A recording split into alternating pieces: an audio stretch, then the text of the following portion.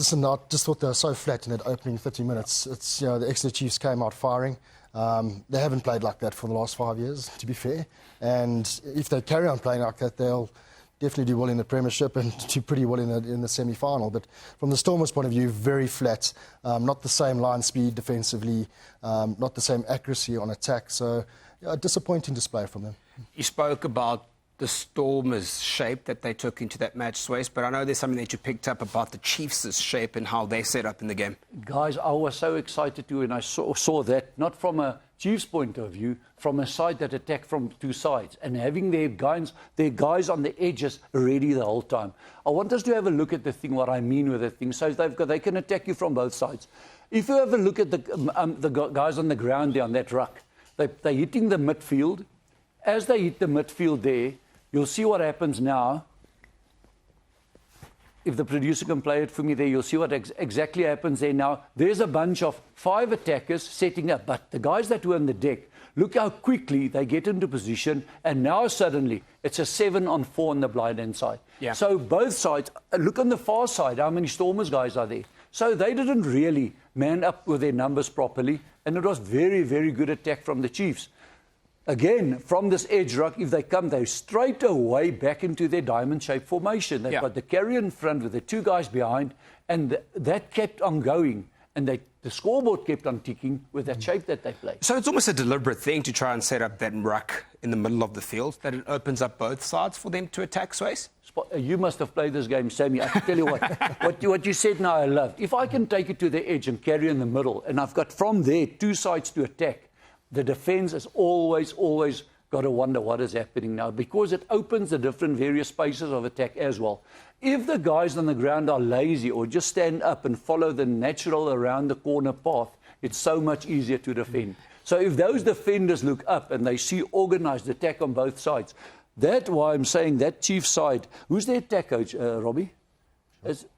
Sure. I'm not so sure who's their attack coach, but Flip, I would... Doing a good job, nevertheless. Yeah, but I mean, Robbie, you look at it and you think about it, just looking at what Swys just showed, and you speak about the natural mindset. As an attacker who's coming out of that first ruck that he spoke about, the first thought is that it's probably going to go on the same side. So you're most likely going to naturally keep folding across to the right-hand side, like we're seeing here. Yeah, I think the importance of it is, the Sharks could do it as well. You have a guy like Kerwin Bosch and Butter Chamberlain. And if you're attacking on both sides, particularly with your hog on the one side, and you're attacking on the right-hand side as well, it provides problems for the defence and where they're going. And this is misunderstand a very structured Stormers defence. You should have seen them against Harlequins.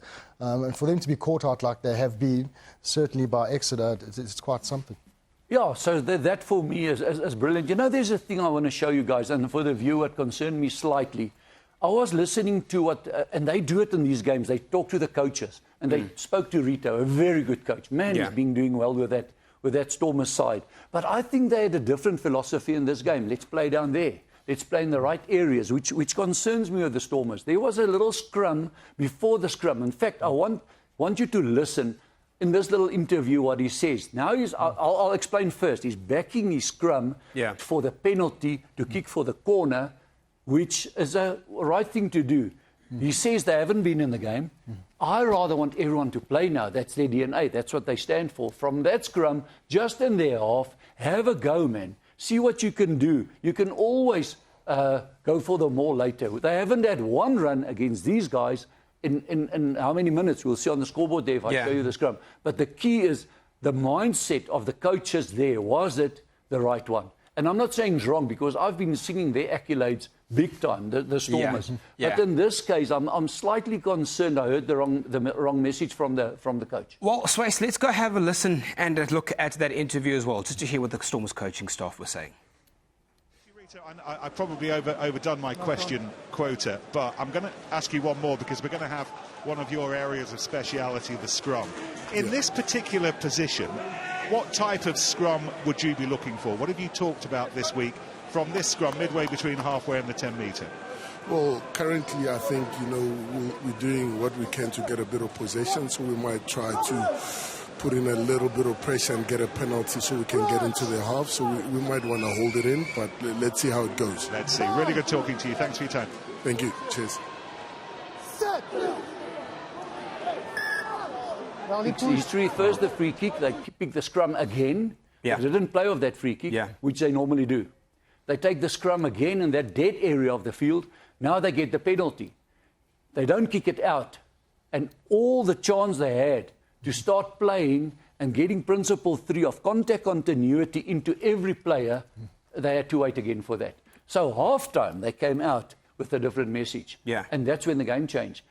I'm not so sure. They went into this game, and I say it respectfully towards Dobbo, because I rate him really high as a coach. But I think we fell previously before in the same trap. You drive on the plane, you come in Christchurch, you say, today we must play down there. Today it's a case of safety first, and you just put your foot in the wrong thing the whole time. Yeah. I know it's not the conservative way, Robbie, but for me, that was a brilliant chance to attack them from. Here's another player that I'd like us to talk about. You called him a younger Robbie Kempson. Good old spicy plum. Look, he's almost as good as Robbie. That's Stephen Kitsoff. Guys, I just want to tell you this, Stephen Kitsoff. Dion Fourie was not playing. They missed him badly. But Stephen Kitsoff, now they're the law. Jaco Paper explained to me the other day, when your elbows lift like that, you're all in the law. He's on his feet, straight back. He's supporting his own body weight there. And now they should have get the penalty there. It goes against them.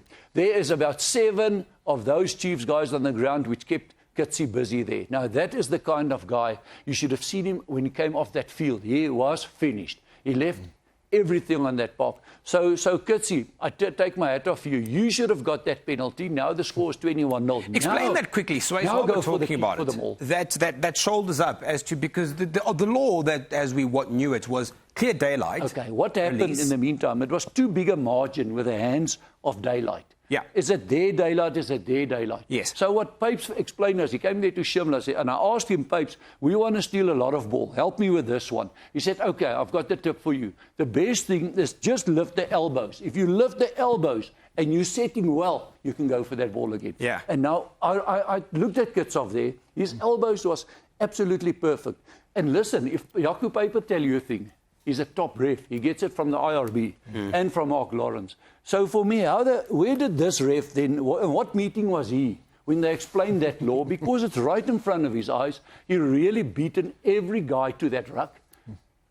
The tacklers was not involved. So it was Kitsie against 7 guys. He stole the ruck, didn't get the reward. Yeah. So that's why I'm saying, Robbie, if we go overseas, my mate, we've got to come with a different plan. I don't know if we must give the ref Transkei salute or something. and you know, but no, that's just a joke. Yeah, 100%. Yes, of course. Yeah, so I don't know what we must do, but we can't carry on like this. Yeah. It's vital calls. Man, we get the penalties where it doesn't matter.